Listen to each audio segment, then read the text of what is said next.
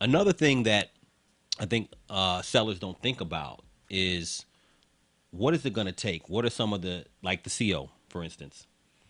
That's a big thing. Certificate of occupancy, CCO, certificate of continuing What do occupancy, those whatever you want things to call it. mean? What do they mean? So they are a certification from whatever city that you live in that certifies that the property is safe. I mean, just a basic definition of it. And then you have your fire cert. But the CO or CCO is very important because if you're going to supply that, which most times the seller does supply it if Right. the house is in decent condition, Right. you need to have an agent most of the time who's going to help you with that. Because many sellers, in my experience, don't understand that process, aren't ready for that process. And without that, you cannot close.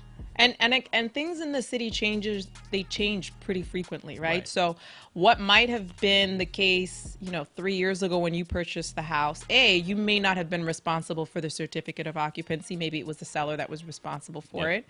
And so in this case, if a buyer is responsible for the certificate of occupancy, and an inspector shows up and the buyer's agent shows up and the inspection reveals a whole host of things that you now were not willing to address, but you need to get the CO in order to allow the sale to happen. Yep. There's so many nuances because you could, after a thorough conversation with an agent, this is kind of where it gets a little tricky.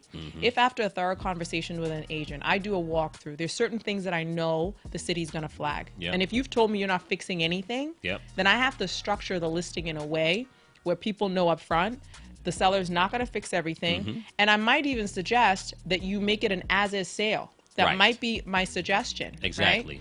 Right? Because once you run into things where now the city is requiring that you fix it to get a full CO, now you can't walk that back. You either have to fix it, give the buyer a credit, all of these things that most folks that are for sale by owner are not going to, you don't understand, you're not going to understand those hurdles. That is such a big thing. And now that factor, what you just said, a lot of times people, sellers, I should say, don't realize that. So sellers want the price. They want the high price of the seller who's providing the CO with the house.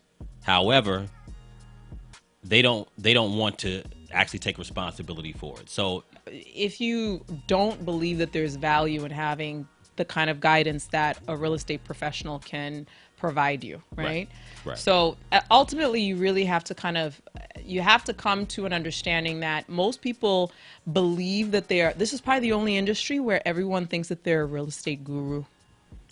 The way Yeah. people talk about stocks and investments, Right, same right. thing with real estate. Right. Everyone has the idea that they are, and it's usually smart people. Yeah. But what I wish that they would understand is I'm a smart person, but I understand that there's certain things that a particular professional is going to know above and beyond my understanding because I'm not in it every day, right?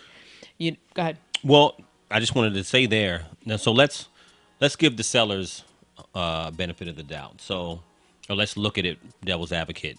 So there are a lot of realtors who want to get the listing but don't really know what to do. And we talked about a couple of things. We talked about pricing, and we talked about things such as town certification, COs. Right. So some agents may not know, and sellers are like you said.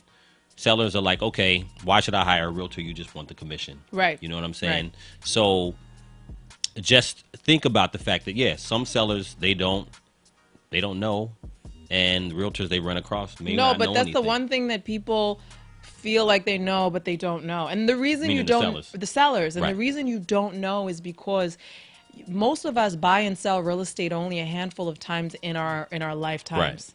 And in each of those times, if we're saying you buy throughout your life, maybe you've done 3 transactions throughout your life, right? And you're a relatively smart individual. 3 transaction is nowhere near the kind of experience that you need in order to know how to sell a property.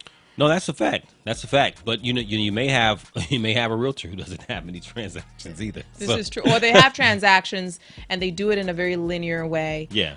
They But don't that have an doesn't- analytical mind per se. Absolutely, and I'm not knocking it because it doesn't mean that a realtor with low transaction doesn't know what he or she is doing. Sure. What's important for the seller is to be able to identify, what a good realtor is.